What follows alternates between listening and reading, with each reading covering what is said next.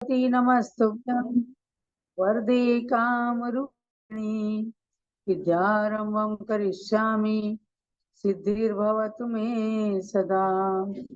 सरस्वती समामध्ये सुलक्ष्मी ज्ञानरूपिणी कल्याणी सर्वलोकस्य माता ज्ञानमती। जलोद्वाद सांगमयी जिनवाणी माता की जय। परम पूज्य गणिनी प्रमुख श्री ज्ञानमती माता जी की जय। भव्यात्माओं,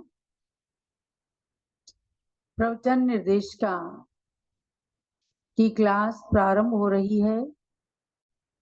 आप सब सम्यक दर्शन के प्रकरण को समझ रहे हैं।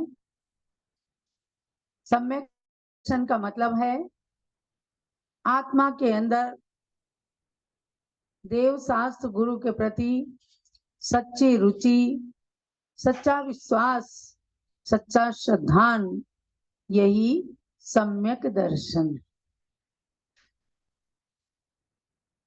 आंखों से देखना,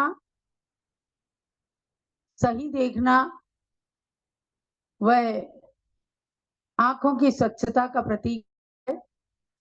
और आत्मा से देखना, सही देखना, सही समझना, ये आत्मदृष्टि जो है वह सच्ची दृष्टि है और इसी का नाम है सम्यक दर्शन। क्योंकि दृश्य धातु देखने अर्थ में है, लेकिन प्रसंग के अनुसार आत्मा की दृष्टि को यहाँ सम्यक दृष्टि माना गया है। अर्थात जो मनुष्य अपने आत्मा की समीचीन श्रद्धा को बना लेता है उसे सम्यक दृष्टि कहा गया है। प्रवचन निर्देशिका ग्रंथ के पेज नंबर 35 पर आ जाएंगे। क्षयोपशम सम्यक्त की बात है। सम्यक्त के 3 भेद किए हैं: औपशमिक, क्षायोपशमिक सम्यक्त और क्षायिक सम्यक्त। औपशमिक सम्यक्त के बारे में आपने जान लिया कि अनंतानुबंधी क्रोध, मान, माया, लोभ ये अनंतानुबंधी चतुष्क कहलाते हैं। इनके साथ एक मिथ्यात्व प्रकृति यानी 5 कर्म प्रकृतियों के उपशम से, शांत हो जाने से उपशम सम्यक दर्शन होता है।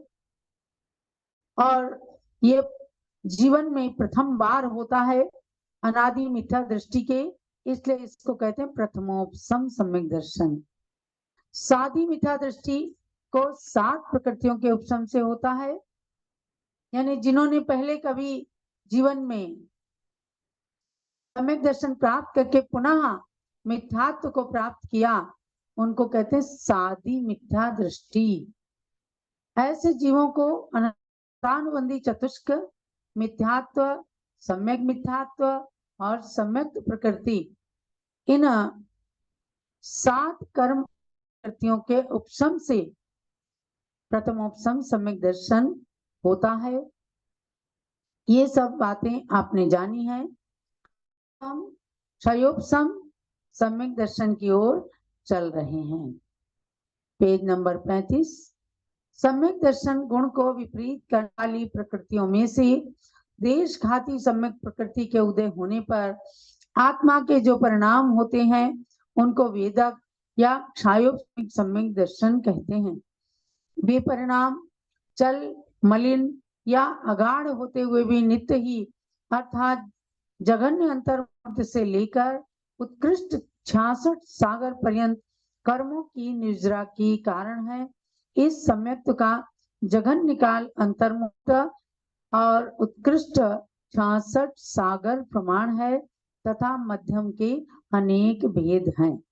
अब इसको आप समझेंगे कि सम्यक दर्शन गुण को विपरीत करने वाली 3 प्रकृतियां हैं: मिथ्यात्व, सम्यक मिथ्यात्व और सम्यक प्रकृति। उसमें से मिथ्यात्व जो है सर्वघाती प्रकृति है, माने वह सम्यक दर्शन को उत्पन्न ही नहीं होने देती, तो आत्मा के समस्त गुणों का घात कर देती है।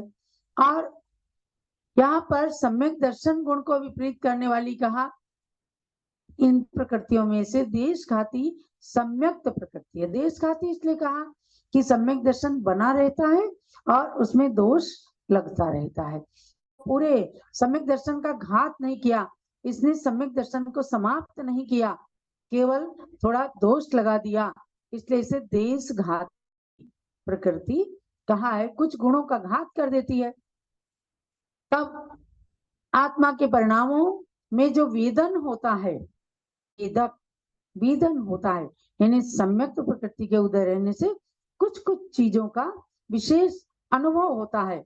उन चीजों में कहा कि चल, मलिन और गाढ़, ये 3 प्रकार के दोष उत्पन्न होते हैं, लेकिन उन दोषों के रहते हुए भी ये जीव क्षयोपम सम्यक दर्शन को प्राप्त करके अंतर मुहूर्त से लेकर और क्षयोपम सम्यक्त का उत्कृष्ट काल है 66 सागर प्रमाण, इतने बड़े काल तक ये क्षयोपम सम्यक दर्शन रह सकता है।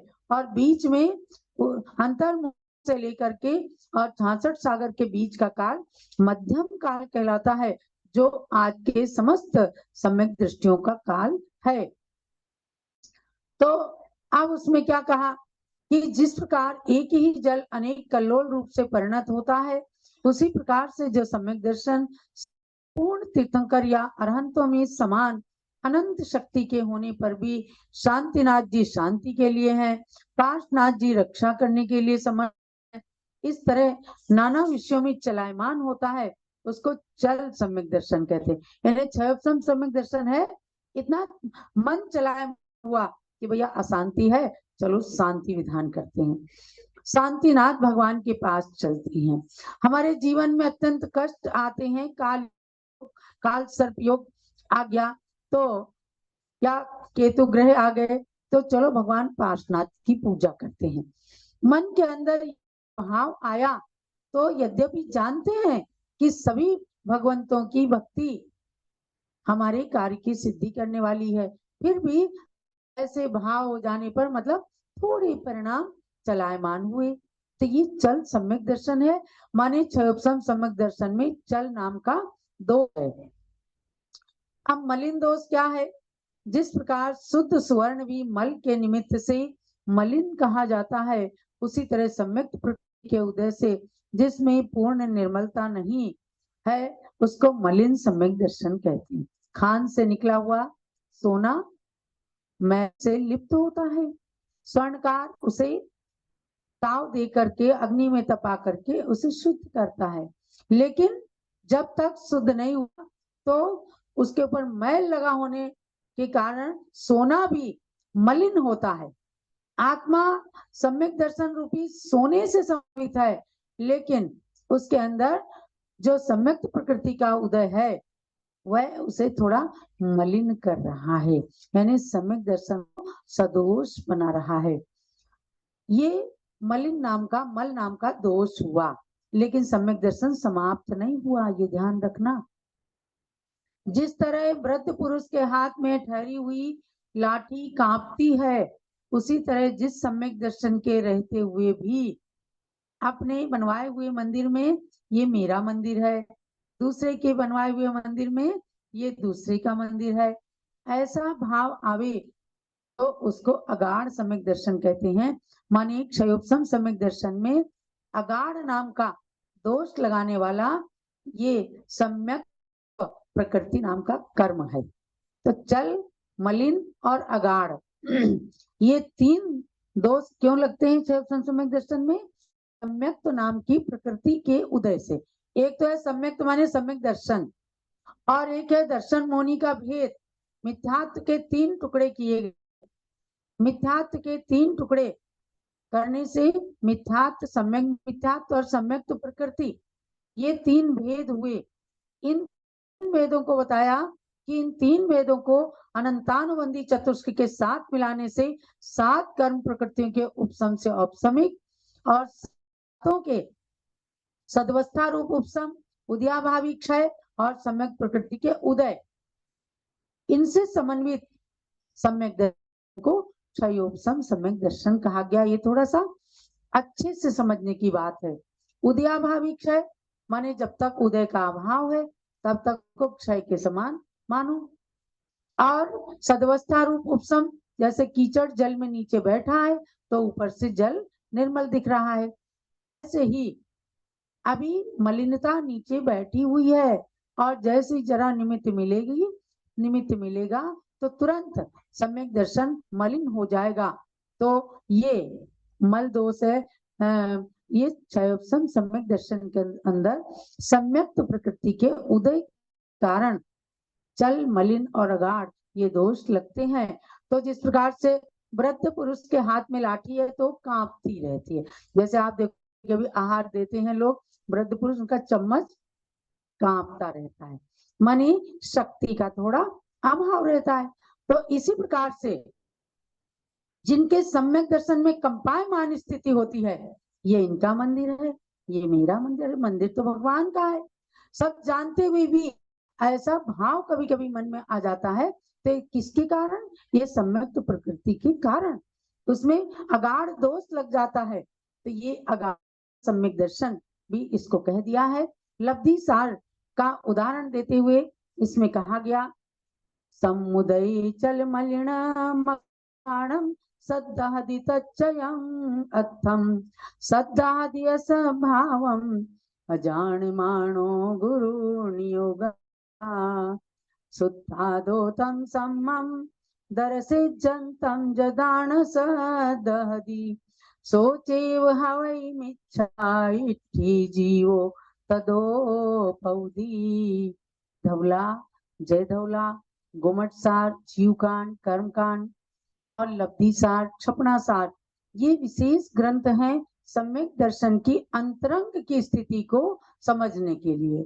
क्या ऊपर से हम अपने को सम्यक दृष्टि कहते हैं, अंदर में किन किन कर्मों का क्षय उपशम क्षयोपशम ये चल रहा है। तो इस ऑटोमेटिक व्यवस्था को आत्मा की पवित्रता होना और अंदर में ऑटोमेटिक प्रक्रिया चलना, ये जो कुछ केवली भगवान ने देखा उसको गणधर स्वामी ने हमें विश्लेषण करके दिया और उसको समझने वाले अंग और पूर्व के ज्ञाता महामुनियों ने हमें ग्रंथों में लिख करके दिया और वर्तमान में उन्हीं द्वादशांग के अंश के रूप में उपलब्ध 4 अनयोग रूप जिनवाणी के अंदर ये सब पाया जाता है। तो योग का ग्रंथ है लब्धि सार, जिसके अंदर 5 लब्धियों का बहुत अच्छा वर्णन है कि ये जीव किस प्रकार से सम्यक दर्शन को प्राप्त करके और उसके भावों का ग्राफ कैसे नीचे ऊंचे चला करता है। कभी आप लब्धि सार को देखें तो उसके अंदर ग्राफ भी बने हुए होते हैं कि किस प्रकार से ऊंचे परिणामों का ग्राफ होता है, कैसे नीचे परिणाम होते हैं, कैसे मध्यम परिणाम होते हैं। तो उस अध्ययन करने में आपको, जब आप इस प्रवचन निर्देशिका को पढ़ लेंगे तो आप जब लब्धि सार या गोमट सार, जीवकांड इन ग्रंथों को पढ़ेंगे तो जरूर जरूर समझ में आएगा। लब्धि सार ग्रंथ के अनुसार कहा कि सम्यक्त प्रकृति का होने पर ये जीव चल मलिन व अगाढ़ रूप से तत्वों के अर्थ का श्रद्धान करता है, अर्थात सम्यक्त प्रकृति के उदय से तत्पाठ श्रद्धान रूप सम्यक्त में चल मलिन अगाढ़ ये 3 दोष लगते रहते हैं। ऐसा ये सम्यक दृष्टि जीव कदाचित आप स्वयं इस अर्थ को नहीं जानता हुआ गुरु के नियोग से असत अर्थ का भी श्रद्धान कर लेता है, तो भी वह सम्यक दृष्टि ही रहता है। ये ऊपर के गाथाओं का अर्थ है कि स्वयं में अज्ञानी है कोई शिष्य और पूरी तरह से गुरु के ऊपर श्रद्धान कर रहा है, गुरु ने उसको कोई गलत बात बता दी उसका भी श्रद्धान कर लेता है, तो तब तक वो सम्यक दृष्टि है जब तक कोई दूसरा गुरु, कोई ज्ञानी दूसरे सूत्र को दिखा करके उसका समाधान नहीं कर देते। पुनः कदाचित किसी अन्य आचार्य के द्वारा गणधर आदि प्ररूपी सूत्र को दिखाकर सम्यक स्वरूप बतलाए जाने पर भी यदि वह अपनी पूर्व मान्यता को हठ बुद्धि से नहीं छोड़ता है तो वह उसी समय से मिथ्या दृष्टि हो जाता है। ये आगम के वाक्य यहाँ पूज्य माताएं पिछले पन्ने में जो कल हमने आपको बताया था उसके अनुसार भी तत्वार्थ राजवार्तिक, गोमट सार और धौला जय धौला और भगवती आराधना की पंक्तियों को बताया था। अब यही गाथाएं एक आध अक्षर बदली हुई है, लब्धि सार के अंदर भी कही गई हैं कि उसी समय से वो मिथ्या दृष्टि हो जाता है। इसका बतलाने का मतलब है कि जैसे ही आपको पूर्वाचार्यों की वाणी से पता चल जाए कि अब तक हम गलत थे या हमारा श्रद्धान गलत था, तो तुरंत उस श्रद्धान बदल करके अपने सच्चे श्रद्धान पर आ जाना चाहिए। यहाँ पर अजान मानो गुरु नियोगा, इस चरण का अर्थ विशेष महत्व रखा है। देखिए टीकाकार के शब्दों में, अयम वेदक सम्यक दृष्टि स्वयं विशेष मजानानो गुरोर वचना कौशल दुष्टाभिप्राय ग्रहित विस्मरणा निबंधनाद नियोगात अन्यथा व्याख्याना सद्भावम तत्वार्थे स्व सद्रूपमपि श्रद्धाति तथापि सर्वज्ञ श्रद्धानात् सम्यक दृष्टि देवासौ पुनः कदाचित आचार्यांतरण कणधरादि सूत्रम प्रदर्श्य व्याख्यायमानं सम्यक रूपम यदा श्रद्धाति तथा प्रवृत्ति स एव जीवः मिथ्या दृष्टिर्भवति आप्त सूत्रार्थ श्रद्धानात्। बहुत साफ इसकी टीका के अंदर कहा गया कि ये वेदक सम्यक दृष्टि स्वयं विशेष अर्थ नहीं समझता हुआ कि अज्ञानता हो सकती है, इसीलिए गुरु की शरण ली जाती है, तो स्वयं विशेष अर्थ नहीं समझता हुआ गुरु के वचनों की अकुशलता से, उनके दुष्ट अभिप्राय से अथवा उनके ग्रहित अर्थ के विस्मरण आदि के निमित्त से विपरीत व्याख्यान किए गए असत भाव का तत्वों के असत स्वरूप का भी श्रद्धान कर लेता है। देखो यहाँ दो चीजें कही, एक तो गुरु की अकुशलता है, माने कि वो स्वयं में पूरा अर्थ नहीं समझ पाए, दूसरा है उनका दुष्ट अभिप्राय, यानी संतवाद पंथवाद या संप्रदायवाद में या प्रांतीय परंपरा से जुड़ करके कोई दुराग्रह है, नहीं, हम तो ऐसा नहीं कर सकते, या ये आचार्यों के वचन सही नहीं है। इस प्रकार से ये कहा कि उनके दुष्ट अभिप्राय, माने उनका अभिप्राय कुछ गलत है, इसलिए वो सही अर्थ नहीं बताते हैं, अथवा उनके ग्रहित अर्थ के विस्मरण आदि के से, या उन्होंने सच्चा अर्थ पहले जाना था फिर भूल गए। तो तीन अर्थ दिए हैं कि तीन कारणों से यदि शिष्य को गलत अर्थ का श्रद्धान करा देते हैं, उसके बाद शिष्य को कोई आचार्य मंत्रेण माने अन्य आचार्य के द्वारा, अन्य किसी ज्ञानी के द्वारा सर्वज्ञ भगवान की वाणी, आचार्य की वाणी दिखाई जाती है, तो उसका नहीं श्रद्धान करने पर उसी समय से वह मिथ्या दृष्टि हो जाते हैं, क्योंकि आप कथित सूत्र के अर्थ का श्रद्धान नहीं कर रहा है। इससे ये समझ लेना चाहिए कि वर्तमान के उपलब्ध जो पूर्वाचार प्रणीत ग्रंथ हैं, धवल जय धवल महाधवल समय सार नियम सार प्रवचन सार त्रयण सार मूलाचार तत्वार्थ सूत्र सर्वार्थ सिद्धि तत्वार्थ राजवार्तिक श्लोक वार्थ तिलोक परिणति त्रिलोक सार गोमट सार जीव कांड गोमट सार कर्म कांड आदि पुराण पद्म पुराण उत्तर पुराण हरवंश पुराण भाव संग्रह वराम चरित नंदी शावकाचार आदि ये ग्रंथ अगर दिखाए जाते हैं तो ये मत कहिए कि ये वर्तमान योग है, इनकी कहानियां गलत हैं, ये सारी की सारी आगम ग्रंथ हैं, क्योंकि आचार्यों के द्वारा प्रणीत हैं। इन ग्रंथों के रचयिता आचार्यों को गुरु मानकर उनके ग्रंथों पर पूर्णतः श्रद्धान रखना चाहिए। यदि उन्होंने गुरु उपदेश के विस्मरण से या अज्ञान से अथवा दुष्ट अभिप्राय से भी कुछ कहा हो, तो उस दोष के भागी वे होंगे, ना कि हम होंगे। हम तो गुरु वाक्यों पर दृढ़ श्रद्धान रखने से सम्यक दृष्टि ही बने रहेंगे, क्योंकि ये हमें जो सम्यक दृष्टि का लक्षण बता रही है, उस पर हर एक विद्वान को लक्ष्य देना उचित है। ये गाथा सामान्य आचार्य के मुख निकली नहीं है, किंतु श्री कुंद देव के भी पहले के एक महर्षि गुणधर देव जो विशेष महर्षि के रूप में माने गए हैं, उनके मुख कमल से निकली हुई है। वास्तव में इसमें गुरु का एक विशेष ही महत्व झलक रहा है। अतः अज्ञायमान गुरु के नियोग से यदि कुछ गलत भी विषय में हमारा श्रद्धान चल रहा है, तो वह सही ही है। कब तक? देखो कब तक सही है? जब तक कि उनके विरोध में कोई आचार प्रणीत सूत्र वाक्य नहीं मिल जाते हैं तभी तक। यदि पुनः उन सूत्र वाक्यों को देखकर भी हम अपनी धारणा नहीं बदलते हैं तो उसी समय से हम मिथ्या दृष्टि हो जाते हैं। अतः आगम वाक्य देख लेने के बाद दुराग्रही बनकर अपने सम्यक तत्व को छोड़ना उचित नहीं है। ये पंक्तियां पढ़कर आप विषयों के अनुसार, समय के अनुसार कोई विद्वान या कोई साधु भी हैं और दीक्षा लेकर अपने गुरु के पास से निकल गए, बहुत सारी चीजों को, आगम की बातों को उन्होंने नहीं समझा तो वे नहीं समझा पाते हैं शिष्यों को। इसलिए पग पग पर जीवन के अंदर गुरु की बहुत बड़ी आवश्यकता है। हमने देखा एक बार ज्ञानमती माता जी ने प्रवचन किया कि देखो, दही को लोग मानते हैं कि दही में अगर कोई बेसन की पकौड़ी या बेसन की चीजें डाल दी गई तो उसको द्विदल मान करके लोग नहीं लेते हैं। लेकिन अन्य ग्रंथों के अंदर बताया गया कि आम गोरस संप्रक्तम, माने कच्चे दूध के दही में, आज भी गुजरात के अंदर कच्चे दूध का दही जमाया जाता है। कच्चे दूध के दही के अंदर यदि कोई दो दल की चीज, चाहे वो मूंग की दाल की हो, चाहे चने की दाल की हो, चाहे बादाम हो, जो भी, चिरौंजी हो, तो इन चीजों को डालने के बाद उसमें दोष उत्पन्न होता है। लेकिन अब किसी ने कह दिया कि बस दूध में डले हुए इन चीजों को खाना द्विदल, और द्विदल का त्याग करो। तो ज्ञानमती माता ने आगम दिखा करके जब प्रवचन किया तो हमारे पास, दीदी के पास फोन आए, महाराष्ट्र से अनेक लोगों के फोन आए।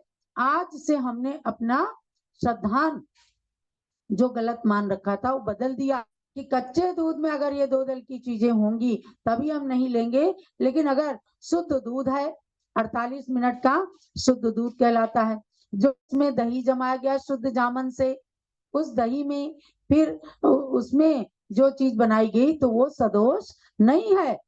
तो उन्होंने अपने धान को बदला। माने आपने अगर पक्के दूध के या शुद्ध दूध के दही में ये सब चीजें खा ली तो इससे ज्ञानमती माता का हम लोगों को कुछ नहीं मिलता। लेकिन बात श्रद्धान की है कि जब हमारे आचार्यों ने कहा कि कच्चे दूध में या कच्चे दूध के जमाए हुए दही में इन चीजों को डालने से द्विदल का दोष लगता है, बाकी में नहीं लगता, तो अपने श्रद्धान को बदल दिया गया कि भाई हमें अब असली बात गुरु बता रहे हैं तो इसलिए हम बदल दिया। ऐसी अपनी परंपरा, गुरु परंपरा रही है, लेकिन कुछ लोग नहीं बदल पाते, तो ये उनका दुराग्रह है।